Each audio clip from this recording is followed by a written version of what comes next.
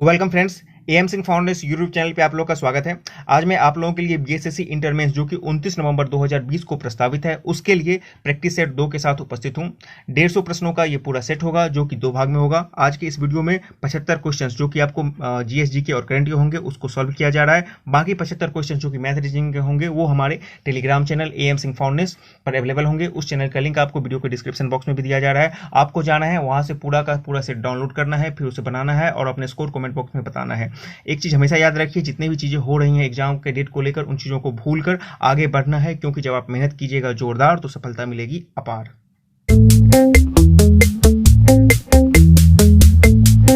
आज के सेट को प्रश्न संख्या 76 के साथ शुरू किया जा रहा है। 1 से 75 तक क्वेश्चंस पीडीएफ के रूप में हमारे टेलीग्राम चैनल पर उपलब्ध है, वहां जाइए, उसको डाउनलोड कीजिए और बनाने के बाद अपने स्कोर कमेंट बॉक्स में बताइए। प्रश्न संख्या 76 पूछ रहा है कि सूखापन के लिए वाष्पीकरण की तुलना में क्रिस्टलीकरण एक बेहतर तकनीक क्यों है। ऑप्शंस: ठोस का अवगठन होता है, अशुद्धियां हटा दी जाती हैं, सॉलिड चार्ज हो जाता है, या उपयुक्त सभी। इतना सोचिए, वीडियो को पॉज कर सकते हैं, 1-2 सेकंड का एक्स्ट्रा वक्त लीजिए आप। इसका सही उत्तर हो जाएगा सॉलिड चार्ज होता है। आपको पता है ना क्रिस्टलीकरण में क्या होता है कि जो भी सॉलिड होते हैं, ठोस होते हैं, वो क्रिस्टल के रूप में नीचे बैठ जाते हैं और अशुद्धियां हट जाती है। तो यहाँ पे ये एक बेहतर तकनीक होता है क्योंकि वहाँ पे सॉलिड चार्ज हो जाता है। 77 बोल रहा है कि निम्नलिखित में से किस जानवर का जीवन काल सबसे लंबा होता है। हाथी, मगरमच्छ, कुत्ता या कछुआ। तो इसका सही उत्तर हो जाएगा कछुआ। कछुआ ना बहुत दिन जीता है, 100 साल से ऊपर तक जी सकता है ये। 78 पेड़ के डाली में रहने वाले जानवरों को किस नाम से जाना जाता है। जो भी पेड़ के डाली में रहते हैं। ऑप्शंस देखिए: आर्बोरियल, वॉल्ट और उभयचर या जलचर। इतना तो सोचिए, इसका सही उत्तर हो जाएगा ए, आर्बोरियल। 79 बोल रहा है कि पानी में अतिरिक्त आर्सेनिक की उपस्थिति के कारण निम्नलिखित में से कौन सी बीमारी होती है आर्सेनिक की अधिकता से। देखिए: अल्जाइमर, पार्किंसन, त्वचा कैंसर या अपच। इसका सही उत्तर हो जाएगा ए, अल्जाइमर। 80 पक्षी जो पानी में तैरते हैं उनमें होता है क्या होता है। देखिए: वेड पैर या ब्रांड पंख या लंबी चोंच या पंजे के साथ पैर की उंगली। इतना तो सोचिए, इसका सही उत्तर हो जाएगा ए, बेड पैर, ठीक है ना, जो पानी में तैरते हैं। 81 बोल रहा है कि विद्युत ऋणात्मकता की प्रवृत्ति के अनुसार आवर्त जो है सारणी में किस और स्थिति होती है। आध्रुति में किस और स्थित होती है। देख लीजिए: ऑप्शन दाहिने से ऊपर, बाएं से ऊपर, दाहिने और नीचे या बाएं से नीचे।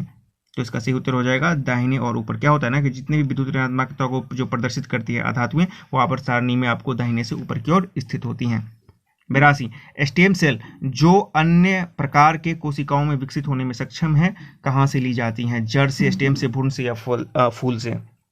इसका सही उत्तर हो जाएगा भ्रूण से। स्टेम सेल बहुत ही लाभदायक होता है आजकल के समय में इस तकनीक से, जो बहुत से खतरनाक बीमारी होते हैं उसके उपचार में। तो इसको भ्रूण के समय ही लिया जाता है और उसको जो रिजर्व करके रखा जाता है, जो स्टेम सेल बैंक होता है वहां पे।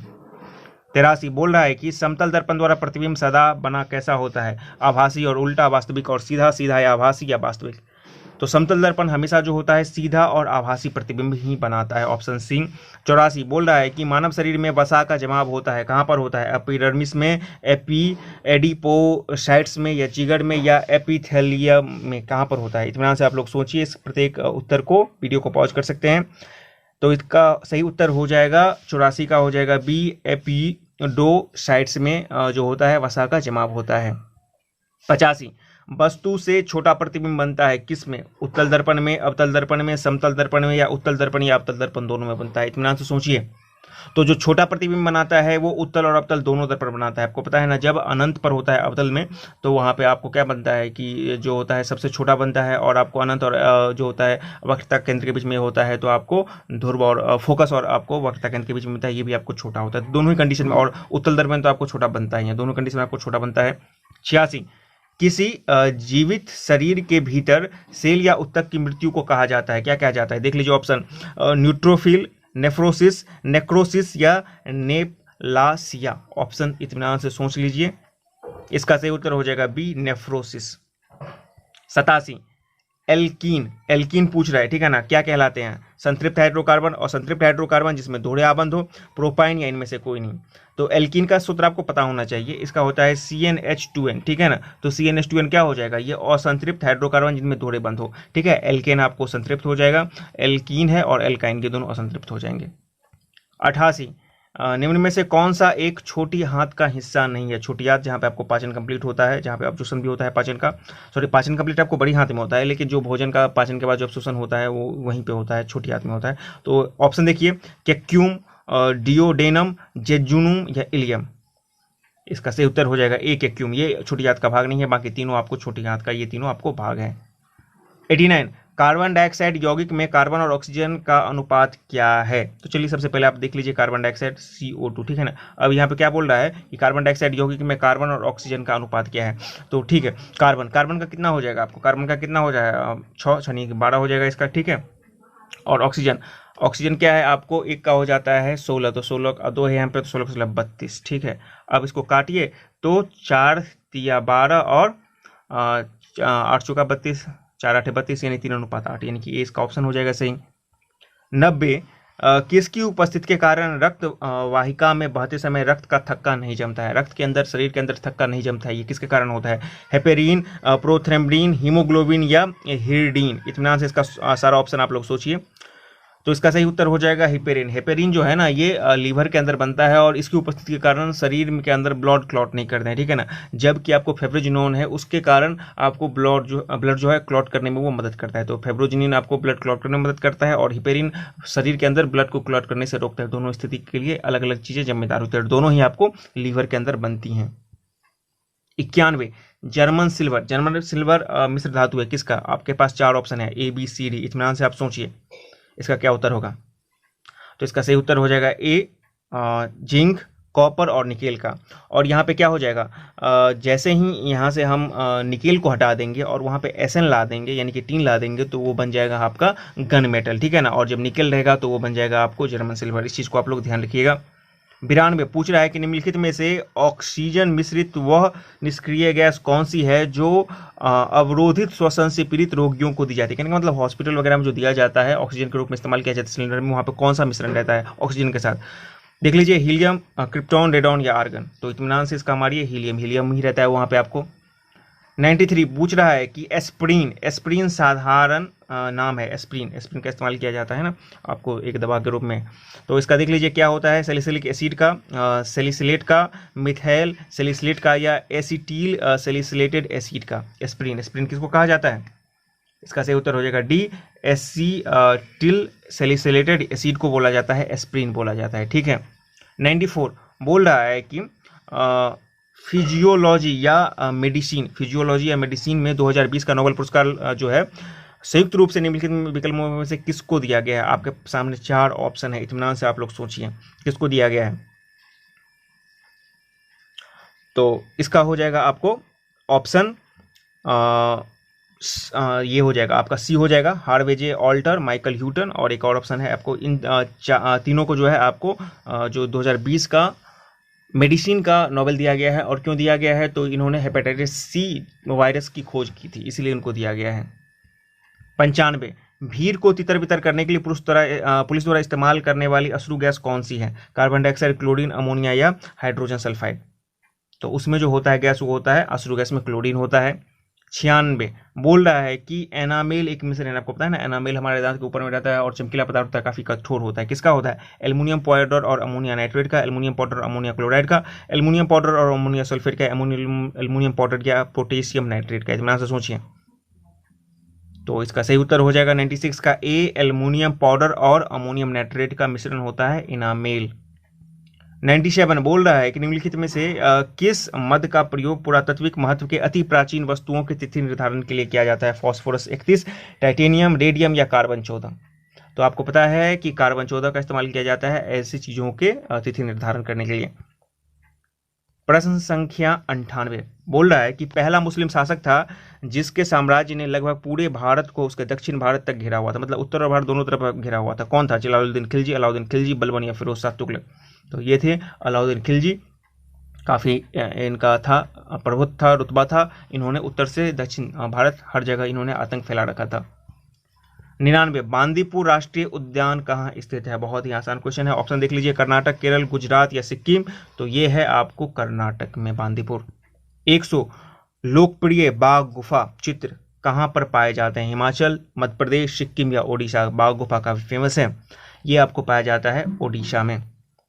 101 बदामी प्रस्थापित करने से पहले बदामी चालुक्यों ने अपनी राजधानी डैश में स्थापित की थी? पटकल, बीजापुर, ऐहोल या बीजापुर।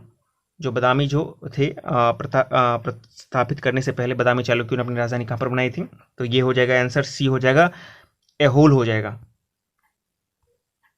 प्रश्न संख्या 102 बोल रहा है कि फरवरी 2019 में ईरान के चाबहार में डैश ने मकरान कप प्रतियोगिता में स्वर्ण पदक जीता। अपने ऑप्शंस देखिए, मनीष कौशिक, दीपक सिंह, रोहित टोकस या सतीश कुमार।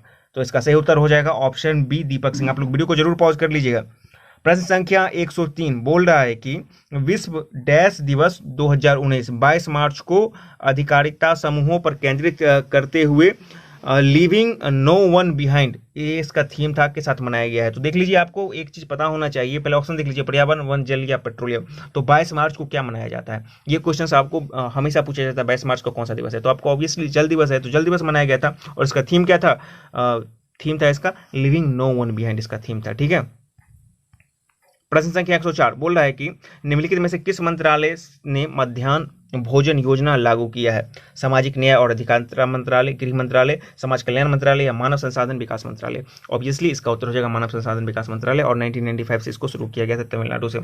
105 पूछ रहा है कि भारत पर शासन करने वाला पहला मुस्लिम वंश कौन था? गुलाम, तुगलक, लोधी या खिलजी? ऑब्वियसली ये हो जाएगा आपको गुलाम वंश, कुतुबुद्दीन ऐबक। 106 बोल रहा है कि भारत में सबसे लंबा राष्ट्रीय राजमार्ग कौन सा है? NH48, NH44, NH53 या NH27? इसमें आंसर सोचिए, आसान है, NH44 हो जाएगा सबसे लंबा राजमार्ग। 107 बोल रहा है कि भारतीय अंतरिक्ष अनुसंधान संगठन इसरो के अध्यक्ष और पद्म भूषण अवार्ड से सम्मानित, जिसने एक ऐतिहासिक क्षण का निर्माण किया जब मंगल ऑर्बिट पहले ही प्रयास में मंगल ग्रह की कक्षा में प्रवेश करने वाला भारतीय अंतरिक्ष यान बन गया। ऑप्शन देखिए, के शिवन, सुंदर पिचार्ड, के राधाकृष्णन या फली नरीमन। इत्मीनान से सोचिए, ये मंगलयान की बात की जा रही है, पहले वाले, ठीक है ना। इसका सही उत्तर रहेगा के राधाकृष्णन। उस समय जो थे इसरो के अध्यक्ष यही थे, के राधाकृष्णन थे। के शिवन जो थे ये चंद्रयान मिशन जो 2 वाला था, जो अंततः फेल हो गया कुछ दूर पहले, चंद्रमा पर पहुंचने से पहले, तो उसके जो थे डायरेक्टर और उसके जो क्रियाकलाप था उस समय आपको के शिवन थे। लेकिन के राधाकृष्णन के समय में इसरो ने मंगलयान 1 को भेजा था, मंगलयान को भेजा था, और इनको पद्म विभूषण अवार्ड भी मिल चुका है। प्रश्न संख्या 108 बोल रहा है कि निम्नलिखित में से कौन मोहम्मद गौरी का गुलाम था जो अपने मालिक की मृत्यु के बाद शासक बना और उसने गुलाम वंश की स्थापना की थी? तो गुलाम वंश से आपको 2 प्रश्न आ गए हैं। इसका सही उत्तर क्या होगा? उससे पहले हम लोग ऑप्शन देख लेते हैं, बलबन, इल्तुतमिश, नासिर उद्दीन मोहम्मद या कुतुबुद्दीन ऐबक। तो ऑब्वियसली कुतुबुद्दीन ऐबक ने ही आपको गुलाम वंश की स्थापना की थी।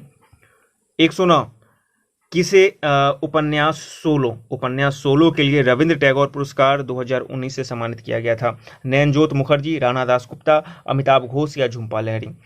तो इसका सही उत्तर हो जाएगा राणा दासगुप्ता। इनके उपन्यास सोलो के लिए इनको रविंद्र टैगोर पुरस्कार, साहित्य पुरस्कार 2019 से सम्मानित किया गया था। 110 बोल रहा है कि नंदना ब्लॉक प्रिंट, ठीक है, नंदना ब्लॉक प्रिंट नाम की रंगीन कला जो कपड़ों पर रूपांककों यानी कि मूल भाव के व्यवस्थित चित्रांकन उपयोग करती है का अभ्यास डैश के तारापुर गांव में किया जाता है? एक तरह से ये वहाँ की लोक कला है, हस्तकला है। ऑप्शन देख लीजिए, उत्तराखंड, मध्य प्रदेश, ओडिशा या महाराष्ट्र? तारापुर, इसका सही उत्तर हो जाएगा मध्य प्रदेश। अब तारापुर से आप कंफ्यूज मत कीजिएगा, तारापुर तो महाराष्ट्र में नहीं, तारापुर महाराष्ट्र वाला नहीं होगा, ये मध्य प्रदेश वाला होगा, चूंकि यहाँ पे हस्तकला वाले चीज की बात की जा रही है।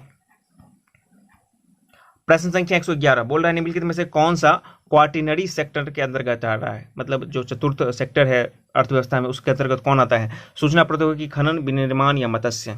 इत्मीनान से सोच लीजिए, इसका सही उत्तर हो जाएगा ए, सूचना प्रौद्योगिकी, IT। ठीक है। देखिए प्रश्न संख्या 112 बोल रहा है कि भारत के क्षेत्र प्रदेश में स्वतंत्र रूप से घूमने का अधिकार भारत के संविधान का एक मूलभूत अधिकार है, और कौन से अनुच्छेद के तहत? अनुच्छेद 24, 21, 14 या 19? तो इसका सही उत्तर हो जाएगा अनुच्छेद 19, और अनुच्छेद 19 के डी के तहत ये अधिकार मिला हुआ है आम जनता को कि वो भारत क्षेत्र के किसी भी हिस्से में जाकर घूम सकते हैं, स्वतंत्र रूप से घूम सकते हैं। 113 बोल रहा है कि निरंतर प्रतिबंधित वन योगदान की एक विस्तृत श्रृंखला कैसे प्रदान की जाए? इस पर अंतर्राष्ट्रीय वन संरक्षण दिवस 2019 21 मार्च डैश को थीम के साथ मनाया गया था। आपको पता है ना 21 मार्च को आपको विश्व वानिकी दिवस भी होता है, तो इसी को आपको बोला गया है कि अंतर्राष्ट्रीय वन संरक्षण दिवस। तो देख लीजिए, प्रदूषण मुक्त वन, वन और शिक्षा, वन और पर्यावरण, वन हमारे रक्षक। इसका सही उत्तर हो जाएगा वन और शिक्षा। इस थीम के साथ आपको 21 मार्च को ये दिवस मनाया गया था। 114 बोल रहा है कि निरंतर प्रतिबंधित वन योगदान की एक विस्तृत श्रृंखला कैसे प्रदान की जाए, इस पर अंतर्राष्ट्रीय वन संरक्षण दिवस 2019 21 मार्च को किस थीम के साथ मनाया गया। थीम तो आपको पता है कि वन और शिक्षा, लेकिन इसका ये है कि ये कहाँ मनाया गया था, तो ये मनाया गया था आपको नूर सुल्तान में। ऑप्शन ए इसका सही उत्तर हो जाएगा। प्रश्न संख्या 115 बोल रहा है कि भारत के राज्य उच्च न्यायालय की पहली मुख्य न्यायाधीश कौन थी, मतलब कि कौन सी इसका पहले मुख्य न्यायाधीश थी। ऑप्शन देख लीजिए, रूमापाल, सैयद ताहिर, लीला सेठ या फातिमा बीबी। तो इसका सही उत्तर हो जाएगा सी, लीला सेठ, ठीक है ना। और जबकि सीधे होगा कि आपको उच्चतम न्यायालय की मुख्य सीधे न्यायाधीश तो आपको फातिमा बीबी होगा। आप लोग वीडियो को पॉज जरूर कर लीजिएगा। प्रश्न संख्या 116 बोल रहा है कि मिथुन एक मवेशी की नस्ल डैश में पाई जाती है, महाराष्ट्र, केरल, तमिलनाडु या अरुणाचल प्रदेश। इसका सही उत्तर हो जाएगा डी, अरुणाचल प्रदेश, ठीक है। वीडियो को आप लोग जरूर पॉज कीजिए, 2 सेकंड का आप अपने से एनालाइज कीजिए, फिर इसका उत्तर दीजिए। प्रश्न संख्या 117 बोल रहा है कि भारतीय संविधान के किस भाग में केंद्र राज्य संबंधों का उल्लेख किया गया है, भाग 11, भाग 4, भाग 10 या भाग 13। इसका सही उत्तर हो जाएगा ए, भाग 11। भाग 11 में केंद्र राज्य संबंध का उल्लेख किया गया है, जबकि भाग 4 आपको नीति निषेध तत्व है। भाग 10 आपको जो है वो कुछ अनुसूचित जाति जनजाति के लिए कुछ प्रावधानों का है, वहाँ पे आरक्षण के प्रावधान का है। और भाग 13 आपको जो है भारतीय क्षेत्र के अंतर्गत जितनी भी वाणिज्यिक क्रियाएं हैं और इनसे संबंधित कुछ प्रावधान है यहाँ पे भाग 13 में, ठीक है। प्रश्न संख्या 118 बोल रहा है कि मारबत, ठीक है ना, मारबत और बदगयस का त्यौहार डैश में मनाया जाता है, प्रत्यक्ष रूप से सामाजिक बुराइयों का विरोध करते हैं और पुतलों के साथ जुलूस के माध्यम से अपनी अपराधियों की निंदा करते हैं। ऑप्शन देख लीजिए, हैदराबाद, जबलपुर, नागपुर या पणजी। तो मारबत और बदगयस जो है आपको नागपुर में मनाया जाता है ये त्यौहार। प्रश्न संख्या 119 बोल रहा है कि निम्नलिखित में से कौन सी आर्थिक गतिविधि भारत में अधिकतम लोगों को रोजगार देती है, पर्यटन, कृषि, विनिर्माण या खनन। तो सबसे ज़्यादा जो रोजगार देता है भारत में वो कृषि देता है, और कृषि के बाद जो देता है वो देता है आपको कपड़ा उद्योग, वस्त्र उद्योग। 120 राज तरंगिणी पुस्तक के लेखक कौन है, सोमदेव, कालिदास, बाणभट्ट या कल्हण। तो इसका सही उत्तर हो जाएगा आपको कल्हण। 121 नंदा देवी शिखर कहाँ स्थित है। ऑप्शन देख लीजिए, सिक्किम, असम, हिमाचल प्रदेश या इनमें से कोई नहीं। इतना सोचिए, इसका सही उत्तर हो जाएगा डी, इनमें से कोई नहीं है। जो नंदा देवी है वो आपको उत्तराखंड में अवस्थित है। 122 बोल रहा है कि वर्ष 1978 में डैश संशोधन से संपत्ति के अधिग्रहण, धारण और निपटान के अधिकार को मौलिक अधिकार के रूप में समाप्त कर दिया गया। ऑप्शन देख लीजिए, 41 में, 42 में, 43 में या 44 में। तो 1978 में कौन सा संविधान संशोधन हुआ था, 44वां हुआ था, जबकि 42वां हुआ था आपको 1976 में, और 44वां संशोधन के द्वारा आपको संपत्ति के अधिकार को मौलिक अधिकार से हटा दिया गया था। प्रश्न संख्या 123 1857 के विद्रोह के दौरान कुंवर सिंह की उपलब्धियों को सम्मानित करने के लिए वीर कुंवर सिंह जयंती को डैश में मनाया जाता है, उत्तराखंड, बिहार, उत्तर प्रदेश और हिमाचल प्रदेश। तो ऑब्वियसली ये बिहार में मनाया जाएगा क्योंकि ये कुंवर सिंह बिहार के नेता थे 1857 में आपको। 124 नकदी फसल में सम्मिलित नहीं है, नकदी फसल में कौन सम्मिलित नहीं है। ऑप्शन देख लीजिएगा, गन्ना, गेहूं, कपास या जूट। इसका सही उत्तर हो जाएगा ऑप्शन बी, गेहूं। गेहूं के अलावा तीनों आपको नकदी फसल के अंतर्गत सम्मिलित हैं। प्रश्न संख्या 125 बोल रहा है कि मानव कान कितनी सीमा तक की तीव्रता को सहन कर सकता है। जो ऑप्शन है ना यहाँ पे 10⁻⁻12 वाट मीटर स्क्वायर से लेकर 1 वाट मीटर स्क्वायर, फिर 10⁻15 वाट, 10⁻15 वाट मीटर स्क्वायर से लेकर 18 वाट मीटर स्क्वायर, 108 से लेकर 2 या 10⁻³ से लेकर 10⁻⁶। तो इसका सही उत्तर हो जाएगा ए, 10⁻12 वाट मीटर स्क्वायर से लेकर के 1 वाट मीटर स्क्वायर, इतना तक की क्षमता को सह सकता है मानव कान। पंचायती राज विषय किसका है, संवर्ती, केंद्र का, राज्य का या शेषाधिकार का। तो पंचायती राज आपको राजसूची का विषय है। 127 ठोस में ध्वनि की गति है कितना है, गैस से 10 गुना, गैस से 20 गुना, गैस से 5 गुना या गैस से 15 गुना। तो इसका सही उत्तर हो जाएगा गैस से 15 गुना। 128 पंचायती राज किसका विषय है, इस क्वेश्चन को रिपीट कर दिया गया है। तो पंचायती राज आपको पता है कि ये है आपको राज्य सूची का विषय है, ठीक है ना। 129 बोल रहा है कि शरीर का तापमान किसका एक संकेतक है। ऑप्शन देख लीजिए, ऑप्शन है आपका शरीर के अणुओं के कुल ऊर्जा का, शरीर के अणुओं की औसत ऊर्जा का, शरीर के अणुओं के कुल वेग का या शरीर के अणुओं की औसत गतिशील ऊर्जा का। तो इसका सही उत्तर हो जाएगा शरीर के अणुओं के कुल औसत गतिशील ऊर्जा का। प्रश्न संख्या 130 बोल रहा है कि 8वीं पंचवर्षीय योजना की प्राथमिकता क्या थी। ऑप्शन देख लीजिए, रोजगार बढ़ाने का, आयात बढ़ाने का, उद्योग बढ़ाने का या प्रेस की स्वतंत्रता। इत्मीनान से सोचिए। 8वीं पंचवर्षीय योजना का कार्यकाल जो था 1992 से लेकर 1997 था। तो इसका सही उत्तर हो जाएगा ए, रोजगार बढ़ाने का। इसमें क्या था ना, मानव संसाधनों का विकास। तो मानव संसाधन के अंतर्गत सब कुछ था, आपको रोजगार भी था और उससे संबंधित जितने भी एस्पेक्ट थे उसको बढ़ाना था, ठीक है ना। 131 बोल रहा है कि श्यानता गुणांक विस्कोसिटी वाला जो होता है उसका बीमीय सूत्र क्या होगा। ऑप्शन देख लीजिए, आपके पास 3 ऑप्शन है, इसका सही उत्तर हो जाएगा सी। 132 उस क्षेत्र की पहचान कीजिए जहां संथालों ने 1855-56 में अपनी सरकार की घोषणा की थी। मुंगेर भागलपुर, भागलपुर राजमहल, गया मुंगेर या शाहबाद या गया। इसका सही उत्तर हो जाएगा भागलपुर राजमहल। भागलपुर के राजमहल क्षेत्रों में नहीं, सिद्धू कानू चांद भेवर ये जो है आपको किए थे संथाल विद्रोह, तो वहीं पे इसका जो उन्होंने अपने स्वतंत्र सरकार की घोषणा की थी 1855-56 में। प्रश्न संख्या 133 बोल रहा है कि किससे गुजरते समय प्रकाश की गति न्यूनतम होती है? कांच, हवा, शून्यक या पानी? शून्य का मतलब निर्वात हो गया। इसका सही उत्तर हो जाएगा कांच। ठीक है, निर्वात में आपको 3 लाख है, उसके बाद आपको जो पानी है, पानी में आपको 2.25 है, और कांच में आपको 2 है। ठीक है ना, 2 लाख है, तो सबसे कांच में हो जाएगा आपका। 134 बिहार में लोकसभा सांसदों की संख्या कितनी है? 50, 56, 40 या 243? तो लोकसभा आपको हो जाएगा 40।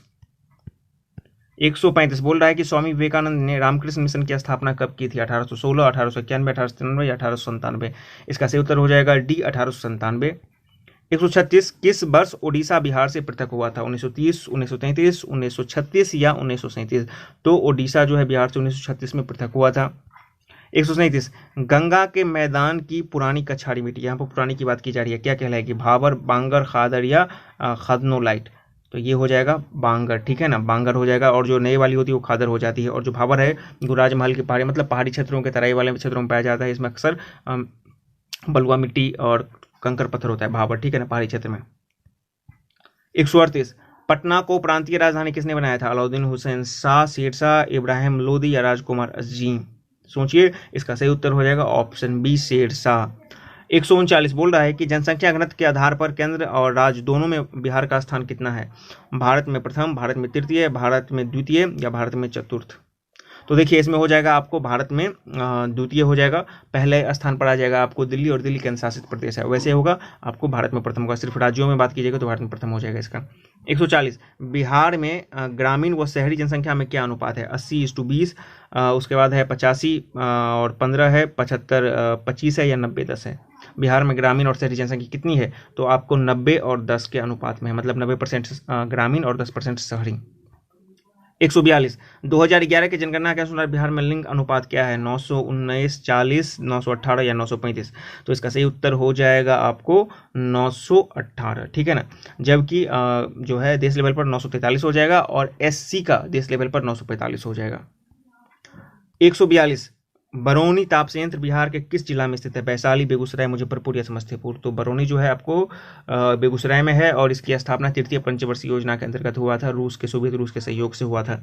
प्रश्न संख्या 143 बोल रहा है कि चंपारण आंदोलन से कौन संबंधित नहीं थे? राजेंद्र प्रसाद, अनुग्रह नारायण सिंह, जेबी कृपलानी या जयप्रकाश नारायण? बहुत ही फेमस क्वेश्चन है, कई बार पूछा जा चुका है। इसका सही उत्तर हो जाएगा जयप्रकाश नारायण। जयप्रकाश नारायण का संबंध चंपारण आंदोलन से नहीं था, इनका 1942 के भारत छोड़ो आंदोलन से और आंदोलन से था, लेकिन चंपारण से इनका नहीं था। चंपारण से ऊपर के 3 व्यक्ति थे संबंधित।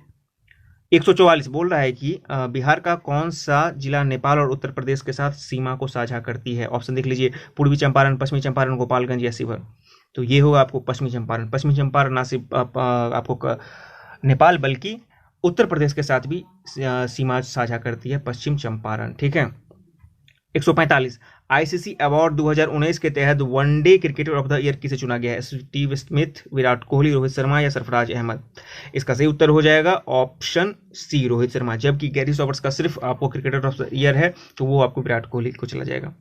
146 ग्लोबल बिहार एक्सेलेंसी अवार्ड 2019 से किसे सम्मानित किया गया है? बबीता रायडू, आलोक अमन, सुशील मोदी या पीयूष जायसवाल? तो इसका सही उत्तर हो जाएगा ऑप्शन डी, पीयूष जायसवाल। आप लोग वीडियो को जरूर पॉज कीजिएगा खुद से, ताकि उत्तर देने से पहले एनालाइज कर लें हर एक प्रश्नों को। प्रश्न संख्या 147 जनवरी 2020 में किस राज्य सरकार ने रोजगार संगी मोबाइल ऐप लॉन्च किया है, जिससे बेरोजगार युवाओं को रोजगार मिलने में सहूलियत होगी? ऑप्शन देख लीजिए, असम, उत्तराखंड, छत्तीसगढ़ या बिहार? इतना से सोचिए, इसका सही उत्तर हो जाएगा छत्तीसगढ़ ने मोबाइल रोजगार संगी ऐप लॉन्च किया है। 148 इस वर्ष बिहार में 28 अक्टूबर से 10 नवंबर, ये चुनाव की डेट की बात की जा रही है, 2020 की बात की जा रही है, के दौरान कितनी विधानसभा सीटों के लिए 3 चरणों में चुनाव करवाए जाएंगे? तो 28 अक्टूबर से लेकर 10 नवंबर के बीच में चुनाव करवाए जा रहे हैं, और करवाए जा रहे हैं कितने? तो बिहार में कितने विधानसभा सीट है? तो 243 है। 149 शहीद दिवस कब मनाया जाता है? शहीद दिवस कब मनाया जाता है, इससे पहले बता दूं कि शहीद दिवस किनके मृत्यु के दिन को शोक के रूप में मनाया जाता है? तो ये मनाया जाता है आपको महात्मा गांधी में। ऑप्शन आप देख लीजिए, 2 अक्टूबर, 21 सितंबर या 30 जनवरी, या इनमें से कोई नहीं। इसका सही उत्तर हो जाएगा 30 जनवरी। 150 श्रृंखला में संयुक्त होने पर 3 समान प्रतिरोध जो है 90 ओम के बराबर है। अब जैसे ही हम इसको श्रृंखला में मतलब करेंगे, सीरीज में कर देंगे तो सीरीज में सीधे जुड़ जाता है, तो 30-30 90 हो गया, तो इनके 30-30 है, 3 है आपका। समानांतर में संयुक्त रूप से इनको जोड़ेंगे तो कितना हो जाएगा, तो समानांतर में कितना हो जाएगा, अब देख लीजिए 1/30 1/30 और 1/30 करेंगे तो क्या हो जाएगा, 1/30 करेंगे तो 30 इसका कॉमन हो जाएगा, एलसीएम हो जाएगा, और 3/30 हो जाएगा तो 1/10 यहाँ पे आ जाएगा। तो ये कितना हो जाएगा, इसका 10 ओम हो जाएगा, तो 150 का उत्तर हो जाएगा हमारा ए हो जाएगा। तो इस तरह आपने आज कुल 150 प्रश्नों का सेट देखा 50। यहाँ पे इसको आप पूरा बनाइए और देखिए कि आप स्कोर कितना कर पाते हैं, ठीक है ना। अपने स्कोर कमेंट बॉक्स में जरूर बताइए, और यदि आपको ये वीडियो पसंद आया हो तो इसे लाइक शेयर करें, चैनल पर नहीं तो चैनल को जरूर सब्सक्राइब करें। मिलते हैं किसी और वीडियो में। किसी प्रश्न पर आपको डाउट हो तो उसे भी कमेंट बॉक्स में लिखा, उसको सुधार किया जाएगा। वीडियो देखने के लिए बहुत बहुत धन्यवाद। सब्सक्राइब करें हमारे चैनल एम सिंह फाउंडेशन को और बेल आइकन को प्रेस करने के बाद नोटिफिकेशन को ऑन कर लें कॉम्पिटिटिव एग्जाम की तैयारी एवं संबंधित सभी जानकारी सबसे पहले पाने के लिए।